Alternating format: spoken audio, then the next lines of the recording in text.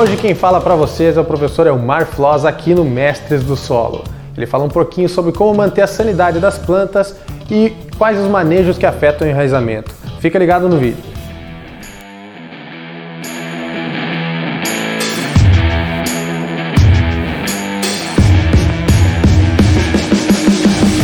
Tudo que nós fizemos, portanto, no manejo, todas as práticas de manejo, desde a escolha do cultivar, da qualidade da semente, da qualidade da semeadura, das propriedades físicas, químicas, biológicas do solo, da adubação, do controle de pragas, do controle de doença, do controle plantaneiro, tudo que nós fizemos é para criar o quê?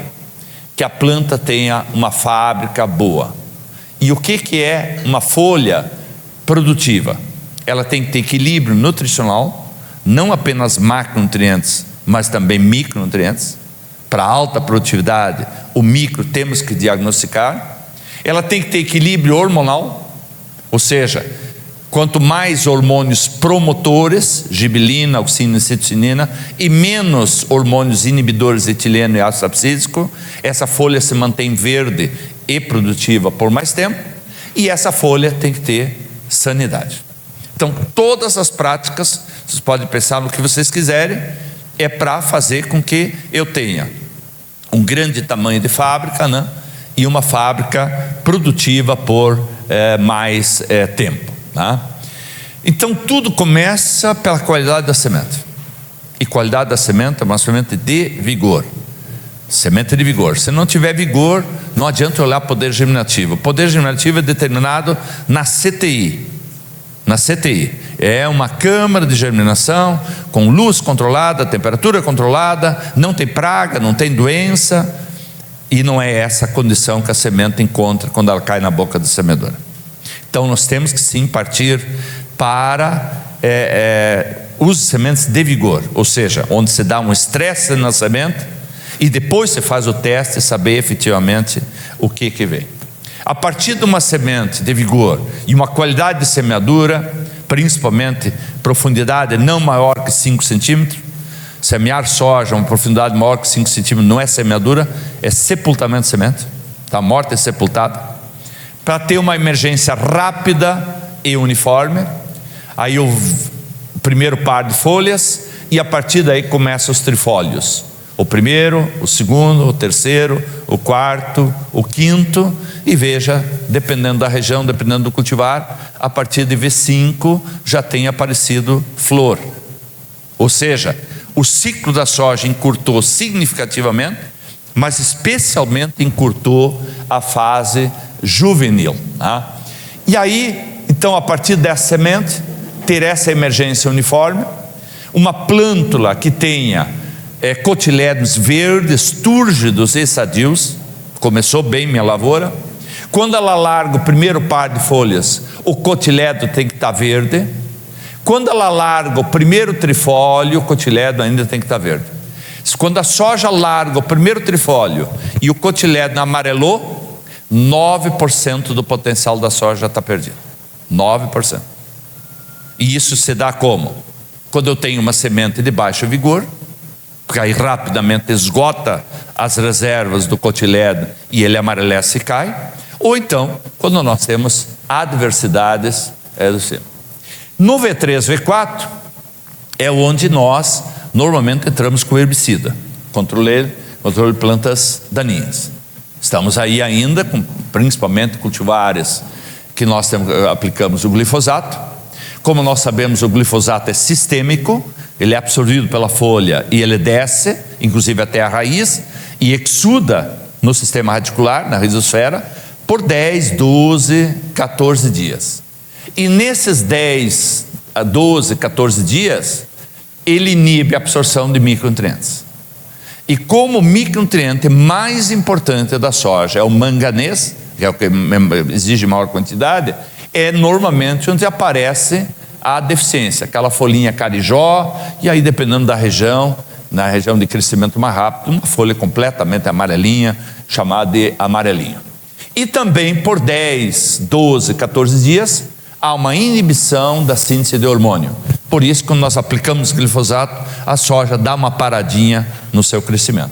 Então é importante que que quando a gente for aplicar o glifosato, já coloque aí micronutriente junto, quelatizado, que seja compatível, porque se não for compatível, se for um sal, o manganês positivo diminui a ação fisiológica do herbicida, e já coloca um biorregulador.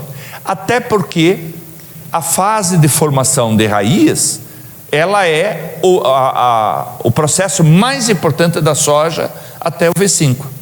O primeiro investimento que a planta faz é no sistema radicular. Praticamente tudo que a parte aérea produz, de açúcares, aminoácidos, hormônios, ela manda preferencialmente para aumentar o número de raízes, aumentar o comprimento de raiz, ter açúcar para atrair a bactéria e começar a formar nódulos. Depois, a partir daí em diante, a prioridade dela é começar a ramificação lateral, começar o crescimento da parte aérea, aumentar os racimos, que tem muito a ver.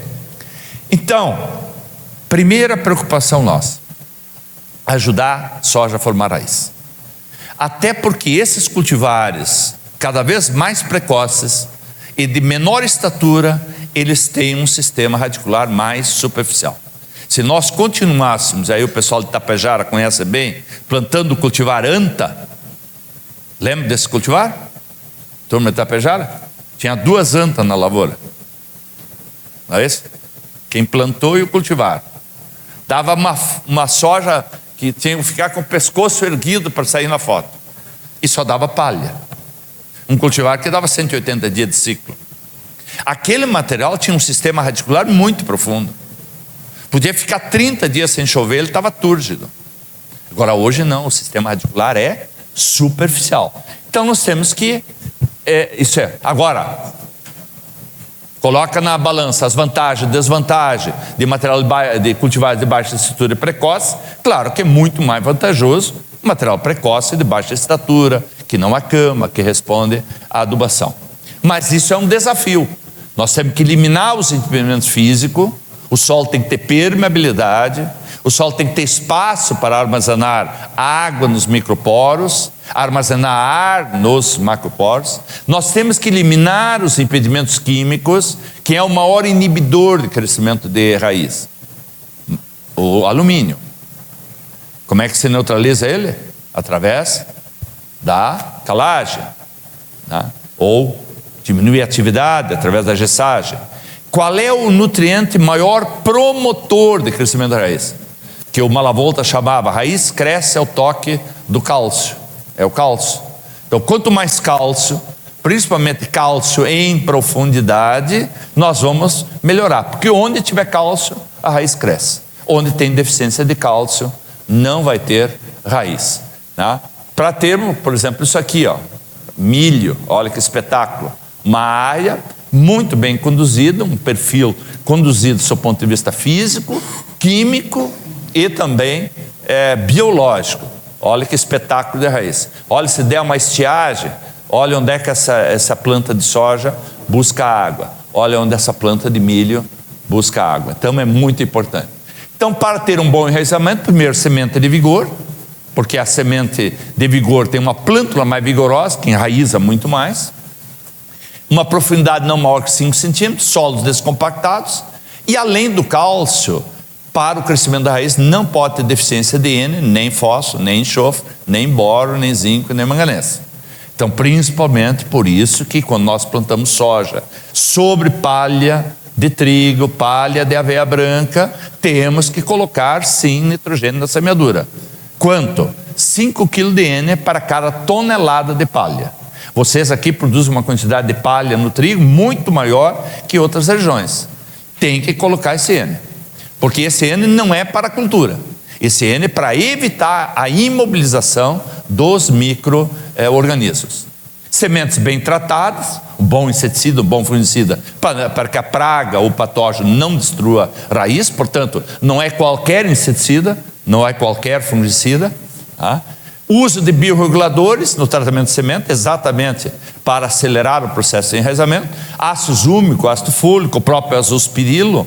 O azospirilo, se ele fixa pouco nitrogênio numa região fria, no entanto, os hormônios produzidos pelo azospirilo aumentam o enraizamento e aumenta o número de nódulos, tá?